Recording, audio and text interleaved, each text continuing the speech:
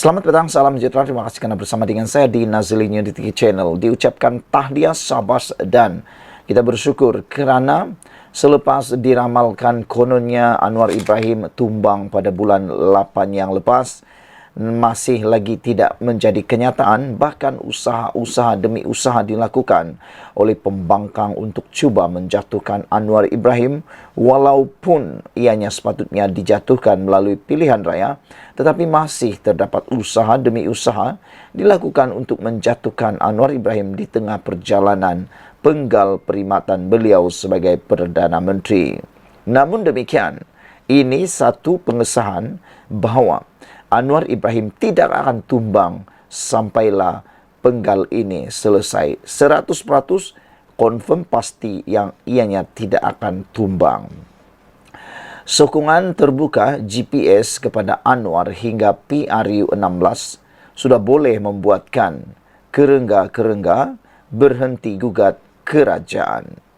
Dalam kegairahan Perikatan Nasional yang nampaknya tak berkesudahan mahu menjatuhkan kerajaan, semua orang sedar perkara itu mustahil menjadi kenyataan tanpa sokongan GPS daripada Sarawak. Ini kerana GPS mempunyai 23 ahli parlimen dan jumlah itu boleh dikira penentu yang sangat penting kepada sebarang perubahan kerajaan. Memandangkan Perikatan Nasional hanya ada 74 ahli parlimen, jika mereka ingin menjatuhkan kerajaan pimpinan Anwar Ibrahim sekarang, selain perlu mendapatkan sokongan GPS, juga harus disertai oleh GRS di Sabah yang mempunyai 6 ahli parlimen. Kemudian hendaklah ditambah dengan sekurang-kurangnya 7 lagi ahli parlimen daripada Barisan Nasional BN. Itu pun jumlahnya masih belum mencecah 112, bilangan paling minimum untuk menukar kerajaan. Selebihnya masih perlu mendapatkan sokongan daripada warisan 3 kerusi parlimen, Parti Bangsa Malaysia 1 kerusi parlimen, dan Parti Kesejahteraan Demokratik Sabah yang juga mempunyai 1 ahli parlimen. Sokongan daripada ahli parlimen BN pula tidak mudah diperoleh kerana di bawah Akta Lompat Parti, sokongan secara individu dengan menjajah SD tidak lagi berharga, kecuali mereka meletak jawatan dan kemudian bertanding semula. Hanya setelah memperoleh semua sokongan tersebut, barulah kerengga-kerengga yang menjadi pengacau kerajaan ini boleh bersukaria dengan kejayaan agenda menebuk atap sekali lagi. Oleh kerana muda sudah mengumumkan tidak lagi menyokong kerajaan perpaduan, ini bererti jika PN benar-benar mahu menjatuhkan kerajaan, mereka sudah ada 1 tambahan kerusi parlimen yang diperoleh secara percuma. Begitulah lebih kurang susun aturnya jika ingin menukar kerajaan. Tetapi dengan pengumuman GPS semalam untuk terus memberi sokongan kepada Anwar menerajui negara sehingga PRU16 akan datang, ini bermakna terpadamlah sudah impian dan angan-angan Perikatan Nasional itu. Pengerusi GPS yang juga Premier Sarawak, Abang Johari Tun Openg berkata, sokongan itu penting agar wujud kestabilan yang membolehkan kerajaan persekutuan ditadbir dengan lebih fokus. Kami memberi awak atau anda, iaitu Anwar, sokongan penuh dan memiliki kerajaan persekutuan yang stabil sehingga pilihan raya seterusnya, kata beliau semasa berucap di Majlis Sambutan Hari Malaysia 2023 peringkat kebangsaan di Stadium Perpaduan di Kuching. Kalas tutup bukulah sudah segala-galanya dengan pendirian terbuka Abang Johari itu. Hadi Awang yang berkali-kali berkata kerajaan akan bertukar, kali terakhir kononnya bulan Ogos lalu, tentu saja paling kecewa dengan pendirian terbaru GPS ini. Perikatan Nasional dengan ini sudah boleh berhenti daripada terus berangan-angan, bermimpi atau berterusan ingin menjadi kerangga yang mengacau kestabilan kerajaan. Mereka kini harus menerima hakikat bahawa Anwar akan kekal sebagai Perdana Menteri sehingga PRU 16 pada tahun 2027 akan datang.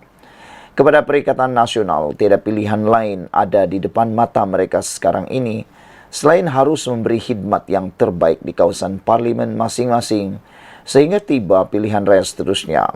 Dalam hal ini, kebetulan baru-baru ini ada ahli parlimen PN sudah mula mengeluh di dalam parlimen sebab kekeringan wang untuk berkhidmat kepada rakyat sehingga katanya terpaksa mengguna wang sendiri untuk bersedekah. Inilah masanya untuk Perikatan Nasional datang kepada Anwar bagi memuktamadkan perjanjian keyakinan dan pembekalan atau CSA agar semua wakil rakyatnya boleh berkhidmat dengan lebih baik kepada rakyat di kawasan masing-masing. Tetapi CSA itu hanyalah berkaitan peruntukan pembangunan saja. Dengan imbalannya, mereka harus menyokong memberi sokongan kepada semua rang undang-undang yang dibentangkan kerajaan di parlimen. Inilah yang dilakukan oleh Anwar selaku Ketua Pembangkang ketika era pentadbiran Ismail Sabri Yaakob sebelum ini.